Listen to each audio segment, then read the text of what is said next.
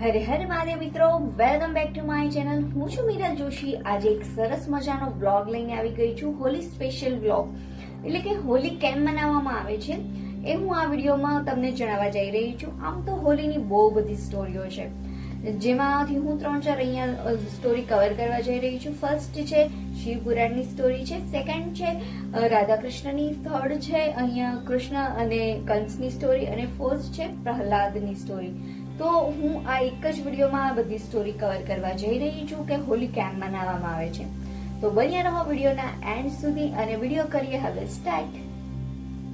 આપણા ગુજરાતમાં હોળી અને ધૂળેટી બંને અલગ છે, પણ ઘણા લોકો ધૂળેટીને જ હોળી માને છે. એટલે કે ગુજરાતની બહાર આપણે જઈએ ને તો જે આ લોકો રંગ લગાવવાનો જે દિવસ છે ને તેને જ હોળી કહે છે.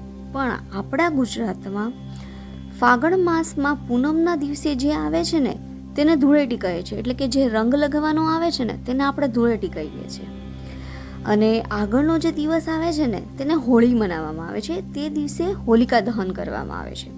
એટલે આપણે જે આગળનો દિવસ આવે છે ને એને આપણે હોળી કહીએ છીએ, અને ગુજરાતની બહાર જે રંગ લગાવવાનો દિવસ છે ને તેને હોળી કહે છે. તો થોડું કન્ફ્યુઝન છે.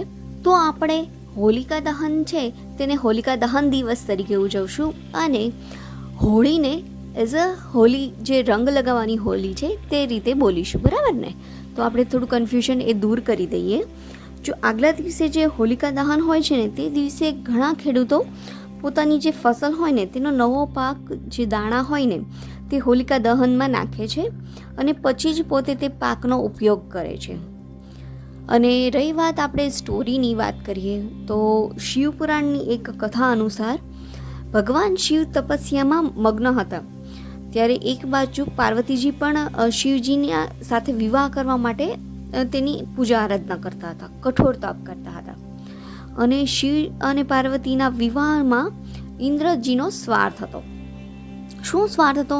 કેમ કે તાડકા અસુરનો જે વધ કરવાનો હતો ને એ શિવ પાર્વતીના જે પુત્ર દ્વારા જ થવાનો હતો. આ જ કારણે ઇન્દ્રએ શિવજીની તપસ્યા ભંગ કરવા માટે કામદેવને ત્યાં મોકલ્યા.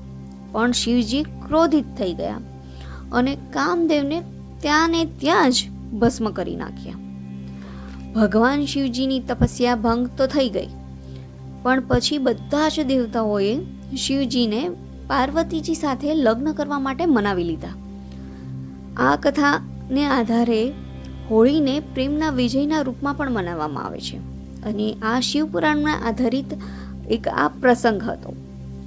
બીજો પ્રસંગ જોઈએ તો વાસુદેવ અને દેવકીના લગ્ન પછી જ્યારે દેવકીની વિદાય થતી હતી ને ત્યારે કંસ તેને વિદાય વખતે રથમાં બેસાડીને લઈ જતા હતા. ત્યારે આકાશમાંથી એક આકાશવાણી થઈ અને કંસને એવું ખબર પાડવામાં આવી કે વાસુદેવ અને જે દેવકીનો 8મો પુત્ર છે તે જ તારા મૃત્યુનું કારણ બનશે. એટલે ત્યારે તો કંસ મામા મૂંઝાઈ ગયા અને ગભરાઈ ગયા. ત્યારે જ બંનેને કારાવાસમાં નાખી દીધા. કારાવાસ એટલે કે જેલમાં. દેવકીના 6 પુત્રને કંસે મારી નાખ્યા, અને 7મા જે પુત્ર હતા જે શેષનાગનો અવતાર હતા, જેનું નામ બલરામ હતું, જે જન્મ પહેલા જ વાસુદેવની પહેલી પત્ની એટલે કે રોહિણીના ગર્ભમાં સ્થળાંતર કરી દેવામાં આવ્યા હતા. ત્યારબાદ શ્રી કૃષ્ણનો જન્મ થયો દેવકીના 8મા પુત્ર તરીકે, બરાબર. તે જ સમયે વાસુદેવે રાત્રે ગોકુળમાં નંદબાબા અને યશોદાના ઘરે પહોંચાડી દીધા, અને તેની જે નવજાત કન્યા હતી ને તેને પોતાની સાથે લઈ આવ્યા. પરંતુ કંસ તે કન્યાનો વધ કરી શક્યો નહીં, અને પાછી આકાશવાણી થઈ કે કંસ તને મારવા વાળો તો ગોકુળમાં જન્મ લઈ લીધો છે. આ સાંભળી કંસ તો કંઈ ગુસ્સે થયો છે કે કેવી રીતે આ પોસિબલ બને. ત્યારબાદ શ્રી કૃષ્ણને મારવા માટે એણે કેટલા પ્રયાસો કર્યા. તેણે ગોકુળમાં તે જ દિવસે જન્મેલા બાળકો હોય ને તેને મારવા માટે જે રાક્ષસી પૂતના હતી ને તેને સોંપી દીધા, અને તે સુંદર નારીનું રૂપ લઈને બાળકોને વિષ એટલે કે ઝેરનું સ્તનપાન કરાવવા માટે પહોંચી ગઈ. પણ શ્રી કૃષ્ણએ રાક્ષસી પૂતનાનો જ વધ કરી નાખ્યો. તે દિવસે પણ ફાગણ માસની પૂર્ણિમા હતી. એનો મતલબ કે બુરાઈનો અંત આવ્યો. ત્યારથી જ લોકો આ હોળીના એટલે કે ધૂળેટીને એઝ અ હોળી તરીકે મનાવે છે, એટલે કે રંગની હોળી તરીકે મનાવે છે. હોળીના સંદર્ભમાં પ્રહલાદ અને હોલિકાની કથા પણ મશહૂર છે. હિરણ્યકશ્યપે પોતાની બેન હોલિકાને ભગવાન વિષ્ણુના જે ભક્ત હતા પ્રહલાદજી, તેનો અંત કરવા માટે તેને અગ્નિમાં મોકલી દીધેલા.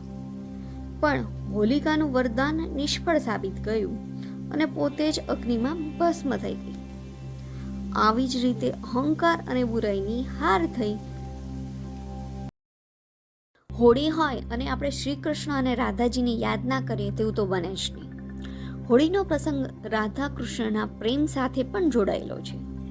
એટલે જ મથુરા અને વૃંદાવનની હોળી રાધા કૃષ્ણના પ્રેમમાં રંગમાં ડૂબેલી હોય છે. એટલે ત્યાંના લોકો એટલી મસ્ત હોળી રમે છે. બધા એવું કહે છે કે આખા ભારતમાં જો ફેમસ હોળી રમાતી હોય ને, રંગવાળી હોળી, તે મથુરા અને વૃંદાવનની હોળી છે એવું કહેવામાં આવે છે. અને પછી બરસાના અને નંદગામમાં જે હોળી રમે છે ને, એને લઠમાર હોળી તરીકે પણ ઓળખવામાં આવે છે.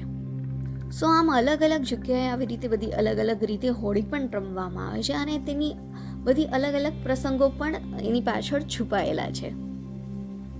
બસ તો મિત્રો, આ વિડીયો અહીં જ પૂરો કરું છું.